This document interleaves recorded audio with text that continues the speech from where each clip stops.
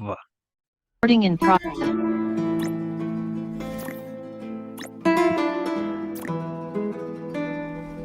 Buenos días, buenas tardes, buenas noches, dependiendo de cuándo y dónde nos estén escuchando. Bienvenidos a Historia Histérica, el podcast en el que dos amigos que no son historiadores te hablarán de historia como te habría gustado que te la contaran en el colegio, como lo que es un chisme. Yo soy Juanse, me pueden encontrar en todas partes como Calavera Barbada. Y recuerden que estamos en todas partes también como Historia Histérica. Instagram, Twitter, TikTok, YouTube, Instagram, Spotify y demás. Síganos, déjenos su like, compártanos que nos ayuda un montón y es gratis. Conmigo está Lina, nuestra Valquiria del Valhalla. Señorita Lina, ¿cómo me le va? ¿Cómo me le ha ido? ¿Cómo va todo? Bien, bien. ¿Y su merced cómo ha estado? ¿Cómo va todo? Bastante bien. Bien, como con mucho que hacer, mucho trabajo adicional a esto, pero ahí nos vamos yendo sin Vale, problemas. estamos como en la misma situación más o menos. Sí, Bastante probablemente, trabajo. probablemente. Por fortuna, o sea, no nos estamos quejando de tener trabajo. Agradecemos que haya trabajo, que haya mucho para hacer. Aunque a veces no alcanza el tiempo. O termine Aunque a uno veces no alcanza rendido, el tiempo o termino de rendir, es verdad, pero termine bueno, uno agotado. listo. Hoy rompimos el esquema, hoy rompimos el patrón, hoy tú sabes de qué va a tratar el tema, pero básicamente lo sabes porque alguien nos pidió este tema por redes sociales. Alguien nos pidió este Sí. tema por Twitter, que le gustaría que habláramos sobre esto. Si ustedes tienen algún caso en particular o alguna historia en particular que también les gustaría que nosotros tocáramos en este podcast, no duden en contactarse con nosotros y pues nosotros, siempre y cuando esté a nuestro alcance, vamos a hablar de eso. Entonces, no existe el derecho a matar, existe el derecho a la vida. El aborto es un crimen. No abortes, dalo en adopción. Estas son algunas consignas que me ha tocado ver por parte de grupos de extrema derecha en su postura en cuanto al aborto seguro, legal, gratuito. Y muchas veces ellos, más que pro vida, parecen pro nacimiento y antiderechos, todo hay que decirlo. Ya que en realidad muy poquito les importan la madre, muy poquito les importan los hijos, les importan es que terceros no hagan algo que ellos consideran que está mal hecho por un libro que escribieron unos pastores en la Edad de Bronce. Y esta falta de alternativas y conciencia no es nueva. Solo que antes no había opción y claramente la mujer a lo largo de la historia ha sido usada para tener hijos, cuidar hijos, velar porque a los niños no les falte nada, velar porque a los hijos no les falte nada y ya está. Nada más. Cero Y así derechos. empieza cero derechos. Y así empieza esta historia. Una familia sin recursos con 11 hijos que de manera misteriosa comenzaron a morir. Misterioso. Sospechosos, todos. Ok. Culpable, bueno, se los diré más adelante. Solo quiero adelantar que, debido al poco raciocinio y cultura machista, las sociedades muchas veces les han robado la infancia a personas inocentes y aquí les demostraremos esto contándoles la historia de los niños de Murcia. Una historia triste. Bueno, vamos con un Totalmente. capítulo denso. Sí, totalmente. Entonces nos vamos hacia 1965 y nos ubicamos en Murcia, España. Joder. Ok. ¿Hago todo el capítulo como si fuera español o lo hago normalito? No sé cómo se lo tome la gente. Bueno, Vale, igual. que la vida en Murcia era una zona de España históricamente pobre, que era muy dura porque era la época de Franco, y aún así, Andrés Martínez del Águila y su esposa Antonia Pérez se la arreglaban para sustentar un hogar con nada menos que 10 hijos. Ole. No, no. ¡Ole! Andrés Martínez y Antonia Pérez, los padres, cabeza de familia de todo este matrimonio. Andrés trabajaba como albañil con la ayuda de su hijo mayor, José Antonio, de 16 años, El segundo de los vástagos era Manuel, de 14, y era chapista, es decir, trabajaba con el tema de la madera. Y la tercera en la lista era Piedad, que era una niña que tenía 12 años y cuidaba de sus hermanos pequeños, y era la encargada de hacer todas las labores de la casa. Y aparte de cuidar a los niños, en los ratos libres colaboraba también con la economía familiar, puliendo piezas de motocicleta, rebuscándosela como podía. Y de ahí tenemos a Jesús, de 10 años, Cristina, de 8, Manuela, de 6, ayudando, lijando, puliendo también cosas. Y los 4 más pequeños, dada su corta edad, no tenían labores específicas. Pero Piedad era la encargada de cuidar a esta recua de muchachitos. ¿Por qué? Porque la mamá Antonia también se dedicaba a la cocina y realizaba trabajos en la calle, aseando y cuidando como hogares como tal. Básicamente todos trabajaban, El papá, excepto la mamá los... y los niños mayores, entiéndase por Ujú, niños mayores de 14 y 16 años, sí. trabajaban. Y ya de ahí, o sea, er- eh, esto era muy curioso porque si te das cuenta, hay como un periodo de 2 años entre niño y niño más o menos. Ujú, Cada 2 años la mujer quedaba en embarazo, por así decirlo. un Y ciclo, entonces los ¿no? dos mayores eran hombres, luego estaba Piedad, que tenía 12, luego estaba Jesús, de 10, Cristina, de 8, Manuel, de 6, y así se van yendo esta gente. La tragedia golpeó a la familia el 4 de diciembre de 1965, cuando la pequeña María del Carmen Martínez, de 11 meses, dejó de respirar. Como la bebé no había mostrado síntomas de ningún tipo de enfermedad preexistente, llegó el médico, la revisó y dijo: la niña murió de una meningitis. La meningitis es una inflamación del tejido delgado que rodea el cerebro y la médula espinal, llamada meninge. Entonces, la más común en aquella época era la meningitis viral, que era cuando el virus entraba en el organismo a través de la nariz o la boca y pasaba directamente al cerebro.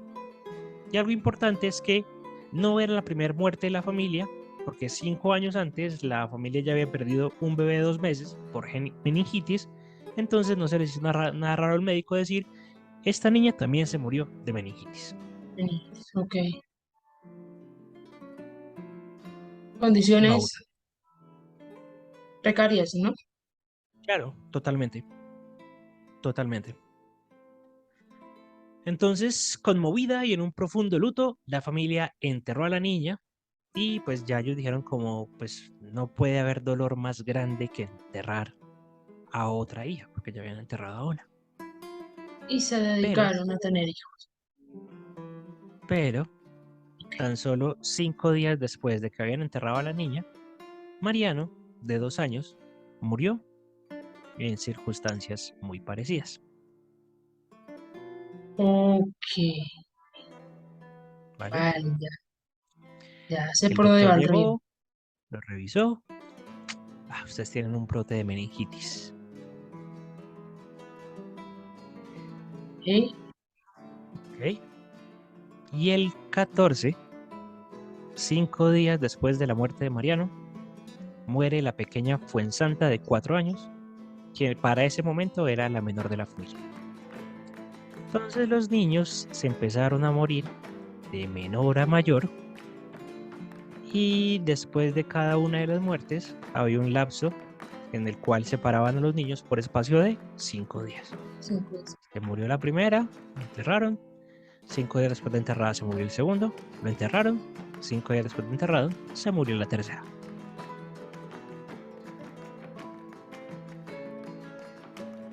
Sospechoso.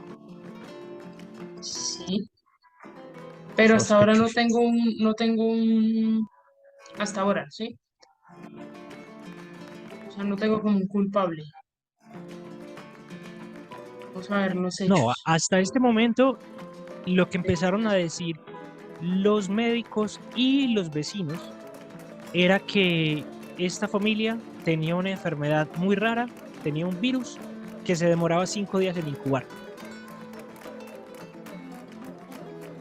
COVID. No, el COVID eran 15. El COVID eran Ok, 15.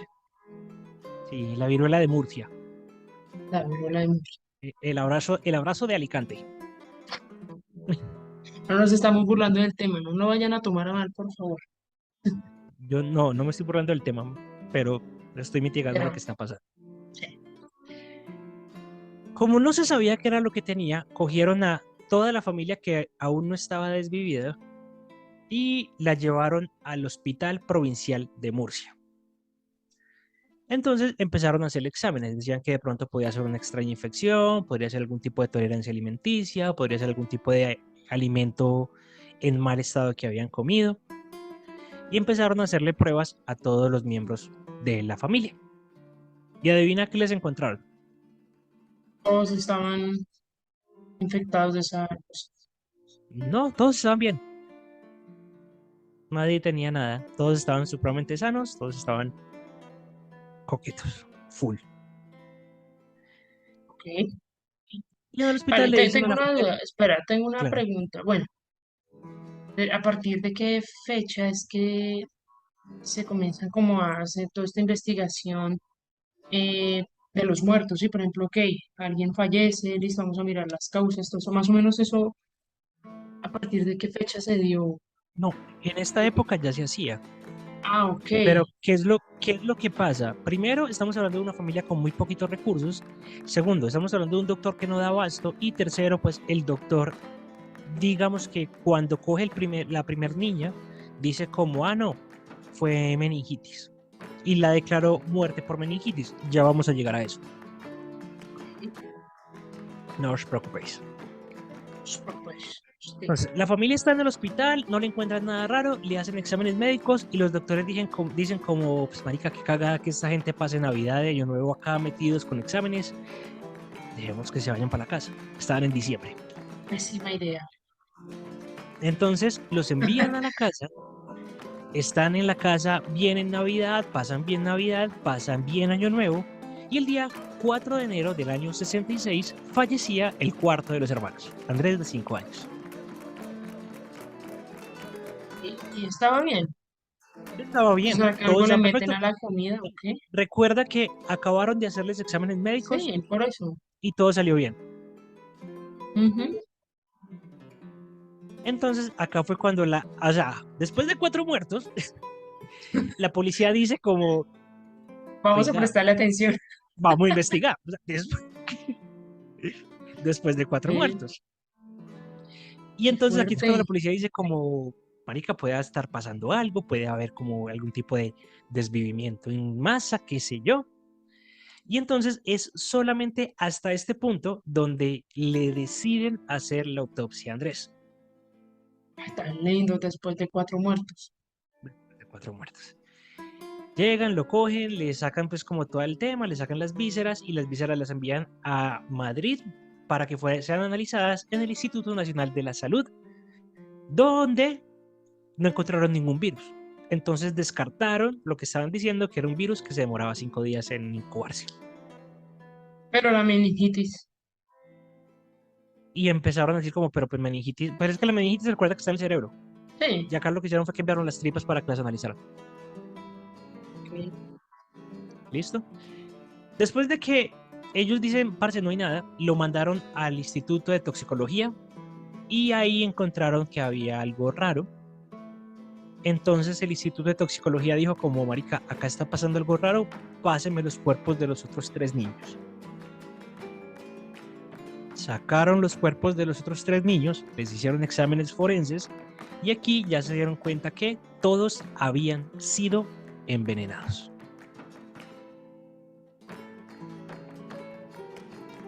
Vale, vale, partiendo desde la lógica, sí. O sea, yo no lo quería decir, pero yo dije, no, eso debe ser que están envenenados, o los están envenenando, les pusieron algo en la comida, no sé. ¿No? Y entonces, como estamos hablando de que eran otros tiempos y son su cultura y hay que respetarla, identificaron que había huellas de algo que se llama DDT, diclorodifeniltricolor, y de cianuro potásico. Entonces Bien. dijeron como, marica, pero ¿será que esto sí es lo que está matando? Vamos a hacer exámenes. Y le hicieron exámenes a 21 animales, entre ellos conejillos de indias y algunos perros, para ver si efectivamente esto era lo que les estaba matando y se dieron cuenta que sí, que efectivamente eso era tóxico y mataba a las personas. Literal, cianuro. ¿Sí? Cianuro con diclorofenil tricolor. Dos cosas. Dos compuestos Y químicos no se les que reventó nada por dentro. no, simplemente las personas murieron. Entonces, para este punto empiezan a decir como, bueno, puede ser que se lo comieron porque estaba con alguna comida o puede ser que alguien les está dando esto a ellos de gusto para matarlos, para envenenarlos. Que a ver, tendría que ser muchísima coincidencia que o sea, que todos coman esto que está envenenado. Pero también sería Creo, mucha coincidencia que empiecen a comerlo del menor a mayor y en momentos diferentes. sí, eso es cierto. O sea, una vez puede ser coincidencia, pero si fuera una intoxicación, digamos que todas las personas se hubieran intoxicado al tiempo, porque pues todos Claro. compartían la mesa y todos compartían alimentos. Ujú. Sí, Pero eso sí es empezaron verdad. a intoxicarse y a envenenarse del menor al mayor con un periodo de 5 días entre cada uno. Entonces acá la Brigada de Investigación Criminal, que tiene nombre de lapicero, se llama BIC, la BIC, la Brigada de Investigación Criminal en España, ni para eso sirven nuestros amigos españoles, empezaron a indagar y los primeros sospechosos, lógicamente, fueron los papás. Sí. Y de una le echaron mano al papá y lo metieron a la cárcel por posible infanticidio. O sea, así de gratis. Sí, sí, sí, Sin venga que una usted está matando a investigación sus de por niños, medio, no sé, huellas o algo, que sé. venga que usted está matando a los niños, se va para la cárcel mientras hacemos la investigación. Todo súper, o sea, todo ha sido supremamente bien manejado. Sí, ¿no? Parece la policía colombiana. Claro, totalmente. Pero hay que tener en cuenta algo también, y es que en este momento la Antonia, la madre, tenía 36 años. Ojo, tiene 36 años y cuántos niños le hemos contado. Vale, ya sé Tenía, por dónde va el comentario. tenía 7 meses de embarazo. Ok, Entonces por eso a la mamá no la metieron a la cárcel, pero el papá sí. ok, vale. Al papá le hacen entonces en la cárcel un examen de salud mental y todo estaba bien. O sea, A la no mamá quiero le defender al empiezan a... papá, es que no quiero defender al papá, pero pues es que sí, o sea, tú eres el papá, tú eres el culpable por simple hecho de ser el papá de los niños. No lo quiero defender, que quita que sea el culpable, pero es que me parece muy arbitrario.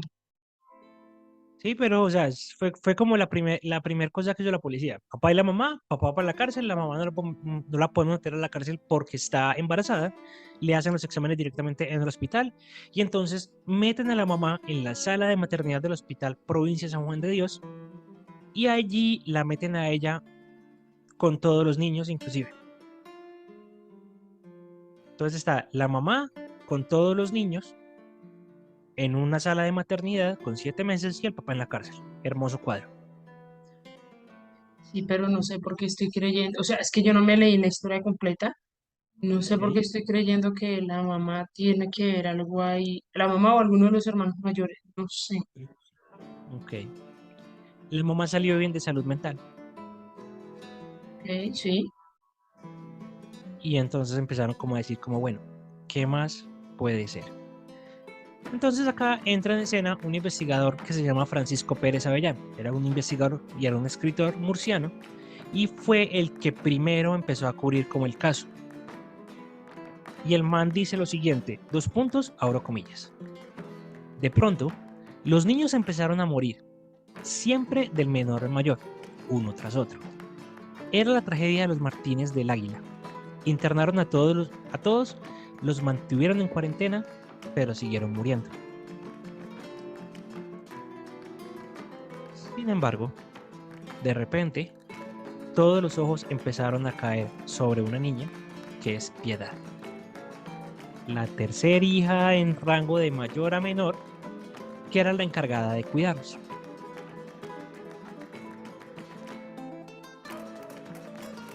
¿Eh?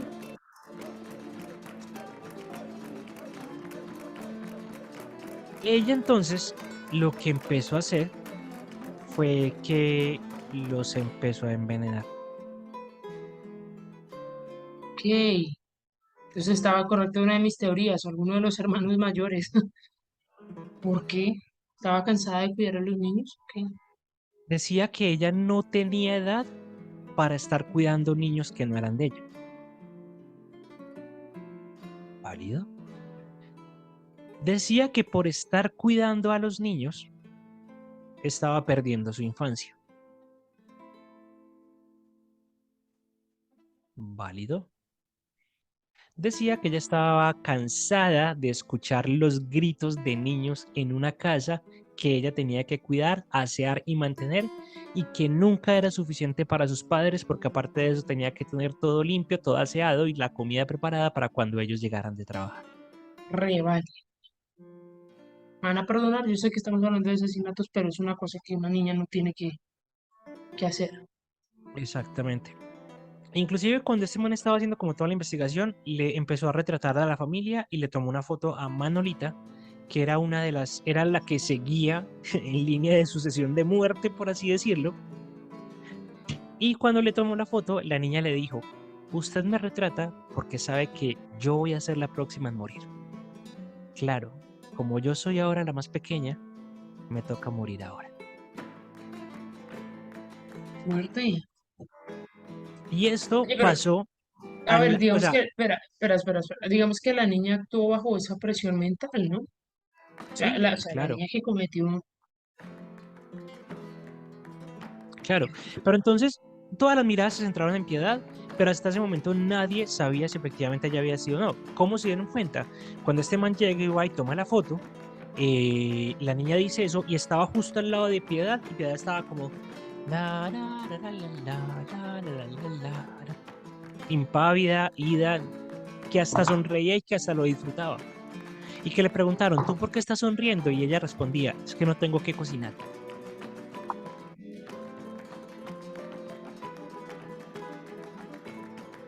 O sea, hay un problema psiquiátrico fuerte de por medio.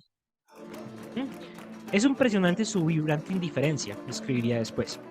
Ha visto a sus hermanitos muertos, ha presenciado el dolor cerca de ella y sin embargo ríe, salta sin espavientos, sin fingir. Otros han llorado ya por los que sucumbieron y espanta ver cómo espera sin miedo que lloren por ella. Ven, bueno, pero la niña cómo consiguió todo eso. O sea, o cómo sabía Muy que buena eso pregunta. mataba a los Excelente hermanos. pregunta. Para este momento, ella era la principal sospechosa, pero no tenían ningún tipo de prueba. Ok, Ella era sí. la que cuidaba a los niños, ella era la que les daba de comer cuando los papás estaban afuera. Ella era la principal sospechosa, pero la policía decía como, Nea, pero pues, ¿cómo hago yo para Es una niña. una niña? Entonces, el inspector que estaba tomando el caso le tendió una trampa. Se la llevó para la cafetería, pidió un par de almuerzos para ella y para el policía, pidió 2 vasos de leche y el man cogió el vaso de leche de ella e hizo como si fuera a echar una bola de cloruro en el vaso de leche de ella y se la pasó.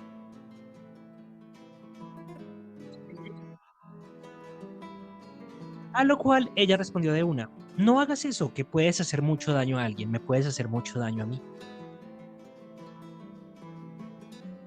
Y el man le decía como, parce, pero tomátelo, no sé qué, no sé qué, no sé qué, y ella le decía, no, yo no me voy a tomar eso hace daño. A lo cual el policía le dijo, ¿hace daño como el daño que tú le hiciste a tus hermanitos?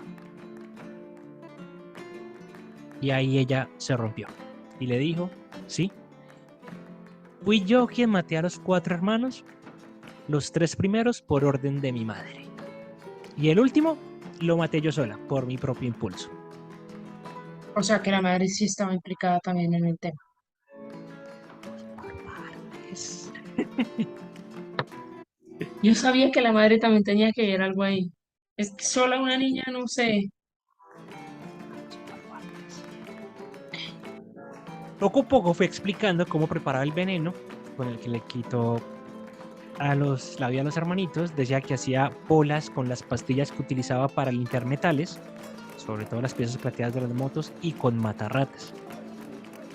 Que después se lo echaba a los vasos de leche para que los niños luego se lo tomaran. y que llegó al punto exacto después de hacer varias pruebas. O sea que quién sabe cuánta vaina se metió el primer hermanito hasta que dio con lo que era y lo mató.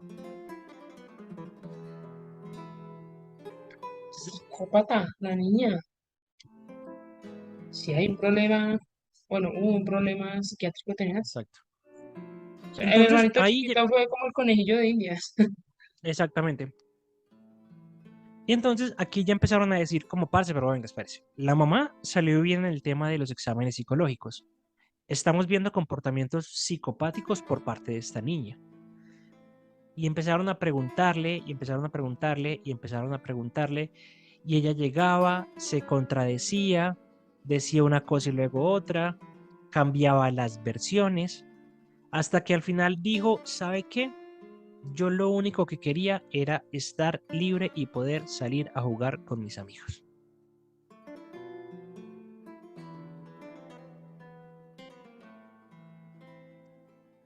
Y la mamá. La mamá no sabía nada.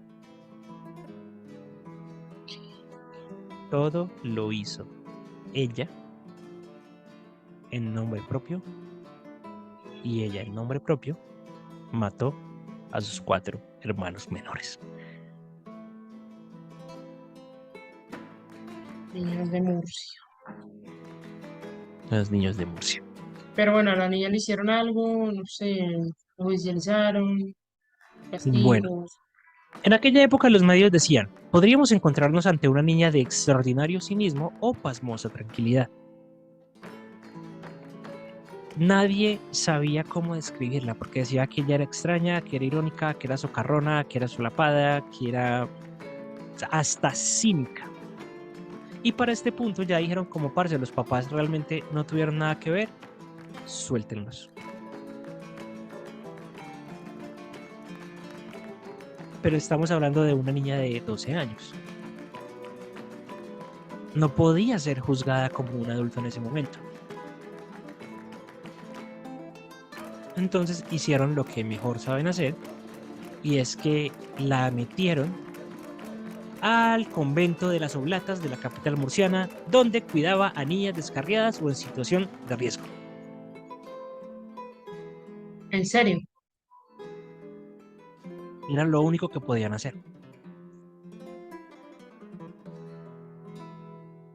es que castigo. Sin embargo, durante su estadía allí, se mostraba dulce, se mostraba alegre, se mostraba con muchas ganas de ser una niña, disfrutaba jugando, le gustaba hacer crochet, estaba casi todo el día con el costurero en la mano, quería irse a vivir con su tía Loli, que no tenía hijos.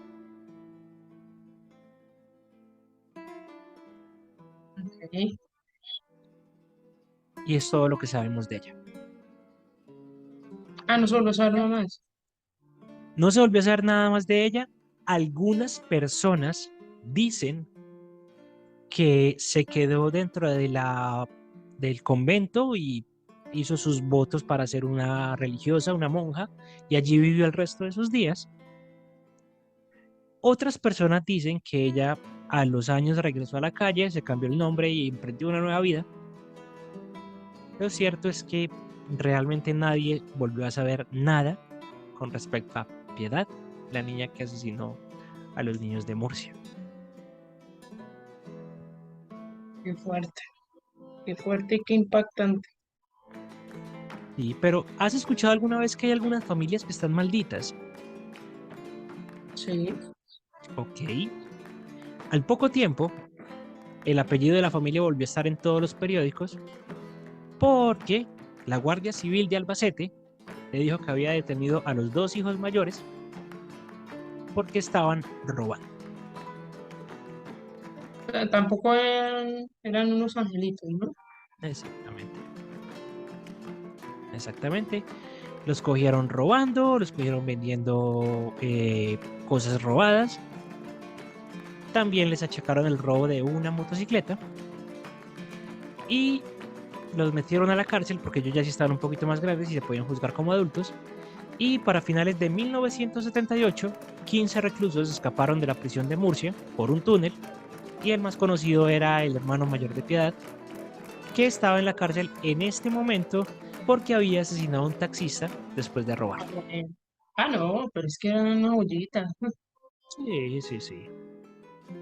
por dicho. Ellos decían que se habían vuelto malos por culpa de Piedad y por culpa de que Piedad los había inducido por el lado del mal. Yo personalmente opino que es un tema de que los papás no estaban para ponerles cuidado a ellos y entonces es muy complejo poder tener una crianza así, sobre todo con 11 hijos. Ojo, no estoy justificando a Piedad, pero estoy diciendo que hay un patrón recurrente en todas las historias de asesinos y usualmente tienen que ver con el tema de la infancia. Y que mal que bien, con esta niña se dieron cuenta desde un principio, pero la crianza es demasiado importante para usted poder garantizar que sus niños van a tener un buen desarrollo saludable y van a poder ser personas buenas, no personas de bien, porque aquí en Colombia eso es otra cosa, personas buenas. Bueno, eso es verdad. Sí, de hecho, uno de los patrones de los asesinos en serie es, por lo general, son familias desestructuradas, ¿no? En este caso, pues no tenemos una familia desestructurada, pero sí hay una presión psicológica dentro de la familia y esa presión recae dentro de esta niña de 12 años, ¿era que me decías? ¿Sí? 12 años. 12 años, exacto. Y la ausencia de los padres, que aunque era un matrimonio, no estaban presentes propiamente en la casa, que no Exactamente. estaban pendientes de esa crianza de los niños. Entonces, ¿de qué sirve estar unidos si no están pendientes? También. Totalmente. Totalmente. Y esta fue la historia de Piedad y los niños de Murcia. Y qué mejor manera de empezar Halloween que hablando de una historia que nos haga pensar cómo una niña pudo asesinar a sus 4 hermanitos menores. Feliz Halloween, feliz Samhain. Y esperen que lo que Y, se viene es bueno. y el próximo capítulo que se viene es fuerte porque ahí nos hace pensar. Aquí hemos hablado de, de personajes horribles, pero les puedo asegurar que personaje del próximo capítulo, ustedes van a quedar como maldita humanidad, maldita efectivamente, o malditas esas personas que se hacen llamar madres y no son madres. De hecho, no tienen, no deberían ni tener el título, es que no deberían ni existir. Ya no les Es puedo adelantar verdad. más. Va a Y ser Nis, fuerte, así ¿cuáles son que tus redes? ¿Cómo te encontramos en redes sociales? en Instagram como Lina Andrade M. Y en Twitter Yo como soy Historia Calavera. Histérica también.